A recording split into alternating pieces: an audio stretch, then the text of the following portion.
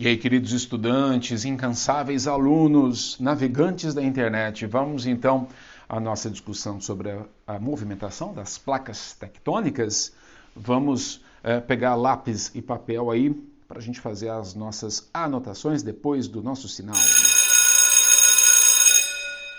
Muito bem, meus jovens, então vamos lembrar que a movimentação dessas placas tectônicas, elas vão ocorrer por causa do quê? Das correntes de convecção que ocorrem no magma. E o magma é o que forma, por exemplo, a região interna do planeta Terra. Lembre-se, quando a gente fala de estrutura, a gente está falando de crosta terrestre, nós estamos falando do nosso manto e nós estamos falando do nosso núcleo. Lembre-se, então, desta parte, do nosso manto, né? O manto é formado por magma. E o que é magma? São milhares, centenas, né, de minerais que estão lá no seu estado pastoso, nem líquido nem sólido, com temperaturas acima dos 3.000 graus Celsius, tá? Mas em diferentes camadas, essa temperatura ela pode variar.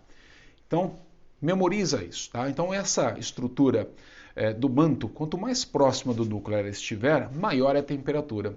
Então, aí algo próximo dos 3.000 graus, um pouco mais do que isso, ok?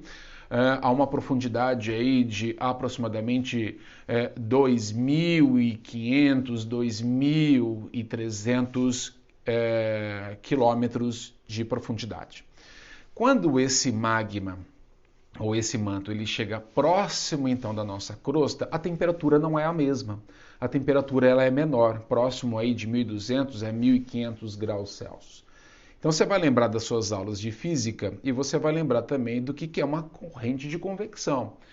Então, os materiais, quando eles estão mais quentes, eles se expandem, ficam menos denso, sobe e depois, quando eles resfriam, é o movimento contrário.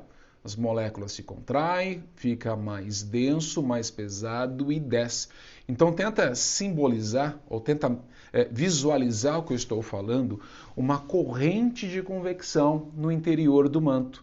Você imagina que esse material magmático, quando está mais quente, ele sobe em direção à nossa superfície, à nossa crosta, melhor dizendo, né? Em alguns momentos ele até consegue sim chegar pelas erupções vulcânicas à nossa superfície, mas enquanto ele está fazendo esse movimento, ele se depara com uma estrutura que é a nossa crosta e ele não consegue passar, mas ele exerce uma pressão.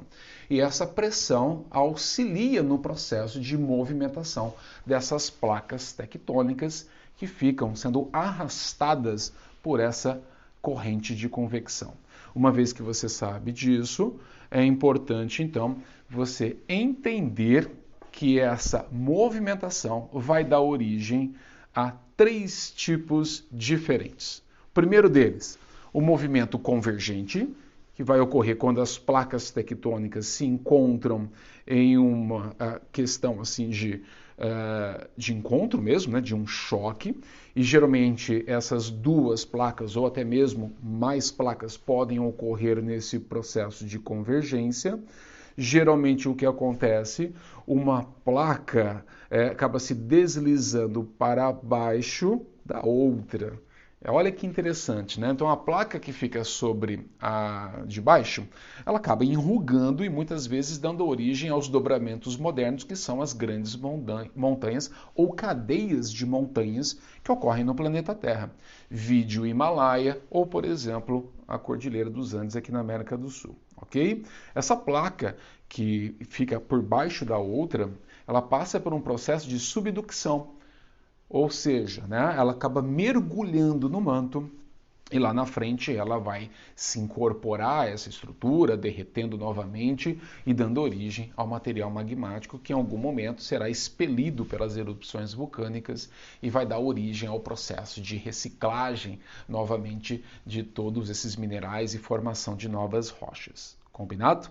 Então, convergente, dobramentos modernos é sinônimo, não se esqueça. O movimento divergente, ele ocorre quando as placas se movimentam em sentidos contrários. Então elas acabam se separando, né? Fique imaginando então que eu vou ter, por exemplo, a separação delas e eu vou conseguir enxergar lá embaixo a estrutura do manto. Não, isso não acontece. Então são centímetros de separação, só que essa separação ela é preenchida pelo material magmático e que ajuda então a formar novas estruturas e novas rochas.